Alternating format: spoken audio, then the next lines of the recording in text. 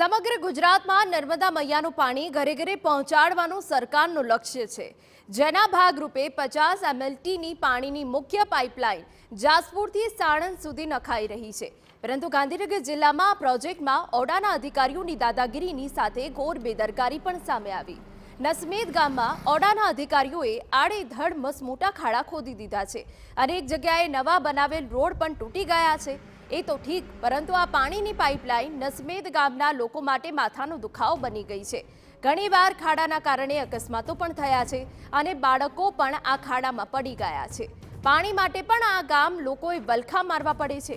500 રૂપિયામાં ટેન્કર મંગાવવું પડે છે તેવું ગામ લોકોનું કહેવું છે।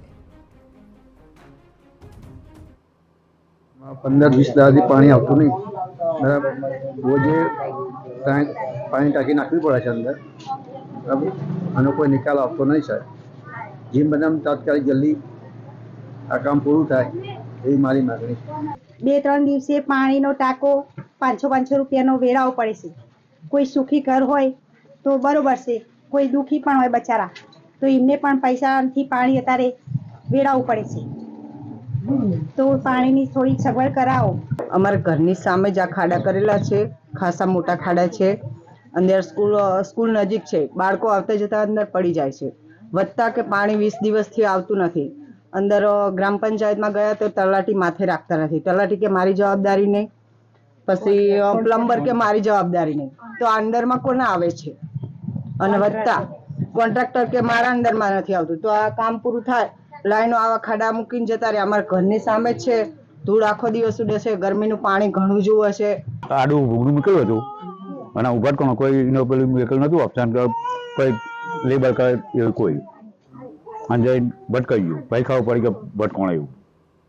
ગામ લોકોની આ પ્રકારની ગંભીર સમસ્યા સાંભળી તમારા પણ રૂવાડા ઊભા થઈ ગયા હશે। આ ગામના લોકો 20-20 દિવસથી પાણી માટે રજડપાટ કરી રહ્યા છે, પરંતુ તેમના પ્રશ્નોનું કોઈ નિરાકરણ નથી મળી રહ્યું।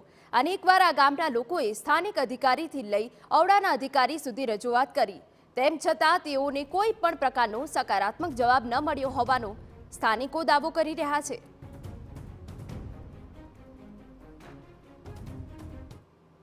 લાઈનની જે કામ ચાલુ છે ત્યારે ગામમાં કોઈ ડાયવર્ઝન આપ્યું નથી, બરાબર। અને 100 મકાનો છે તેમના પાણીની પૂરતું મળતું નથી।